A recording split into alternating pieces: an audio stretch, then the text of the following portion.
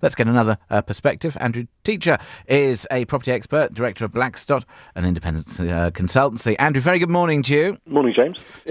So we have a look at some of the sort of planning aspects. Do you think it's a fair assessment to say the older you are, the more likely you are to resist development? You could probably say that it's linked. It might be worth, first of all, translating into English some of the stuff that your councillor guest said just before in terms of how the planning system works. He used lots of long words but didn't really say anything. And I think it's worth explaining to people how it does work. And basically, at the minute, each council is meant to have a local plan which sets out all the things they're going to build over a long period of time. But they do have the powers to make their own decisions. They can go to it, and as you said, it's all very computer says no, referring to a bunch of rules, and if it doesn't fit, they don't do it. But there is the ability to say, actually, we think this is a good idea, it's going to create jobs, it's going to create wealth at a time where we're in recession or just coming out of one, so let's do it. And then if the government doesn't agree, they can say, actually, no. But so was my assessment that he used a lot of long words in order to explain the planning system or explain how or why the planning system upheld what they decided to do, and in fact it was all about votes?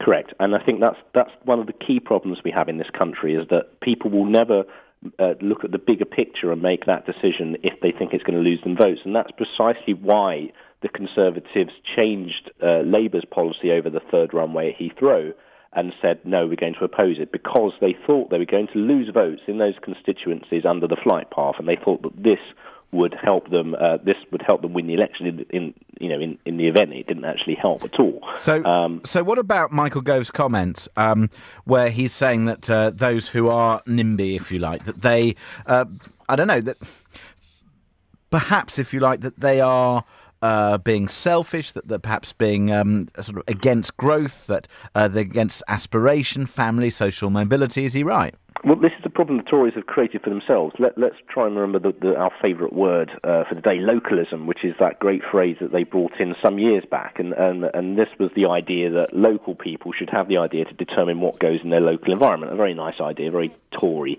idea. And then the problem was, once George Osborne's crew got hold of these rules over the government's last planning act, they ripped them to shreds, because they realised what a load of old nonsense it was, and that how with all these great ideas around localism, you were basically going to end up with nothing built anywhere.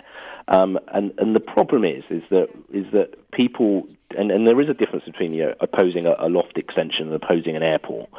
People refuse to look at the bigger picture and look at what's nationally important. And the fact is we have a housing crisis. We have no one building any homes. We can't build upwards in London, really, because people get upset if you block views of St Paul's Cathedral. We drew a ring round London, the Green Belt, which we did 60 years ago, more than that. So if we can't build up and we can't build out, where the hell do we build? Where do people live? And as you say, or as your previous guest said, it's often people with homes and with property that oppose stuff, and these people are concerned that actually if you build a house in their or near their backyard, you'll reduce the price of their property. But the fact is that everyone, lots of people have kids, lots of people have grandkids. They're going to have to live somewhere, and I think we have a problem in this country that everything is politicized. Is that people look solely at what's going to win them or lose in the next election and refuse to look at stuff for the next 10, 20 years, which is precisely why we have a problem on the airports, it's precisely why we have a problem on the trains, and it's precisely why we have a problem on housing. Couldn't agree more. Andrew Teacher, property expert, director of Blackstock, an independent consultancy. Thank you. 0845 6060 973. So you've heard it from the experts and indeed indirectly through the councillor.